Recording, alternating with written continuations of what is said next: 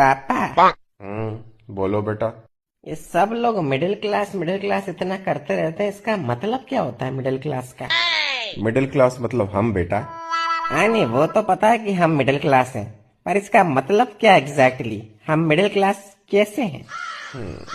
विस्तार में बताता हूँ चलो तुमको। देखो बेटा, एक बार एक गांव होता है जिस गांव में 3 लोग रहते हैं। एक का नाम होता है गरीब, एक का नाम होता है मिडिल क्लास, एक का नाम होता है अमीर। अब गांव में सभी लोगों को सुविधा मिल सके, इसके लिए यह तय होता है कि सभी लोगों को टैक्स देना पड़ेगा, महीने का 100 रुपए। गरीब इतना कमाता नहीं है तो वो टैक्स भर नहीं सकता। अमीर के पास अपने जुगाड़ है तो वो कुछ ना कुछ करके अपना टैक्स बचा लेता है। अब बचा मिडिल क्लास जिसको पूरा टैक्स भरना पड़ता है। फिर तो मिडिल क्लास को पूरी सुविधाएं मिलती होंगी ना पापा, क्योंकि वो पूरा टैक्स भर रहा है। नहीं बेटा, सुविधा मिलती है गरीब को क्योंकि वो गरीब है, और अमीर को क्योंकि उसके पास ताकत है। तो हमें क्या मिलता है पापा? बेटा, हमें मिलता है एक सर्टिफिकेट कि हम गरीब और अमीर दोनों के अन्नदाता हैं। हमारे टैक्स के पैसों से गरीब के घर में राशन पानी भिजवा देती है सरकार, और हम जो लोन के ऊपर बैंक को इंटरेस्ट का पैसा देते हैं, वही पैसा बैंक किसी अमीर आदमी को देता है ताकि वो अमीर आदमी इस देश को छोड़कर भाग जाए। तो इन शॉर्ट बेटा, हम इस देश के सुपर हीरो हैं। अन्नदाता हैं हम गरीबों और अमीरों के।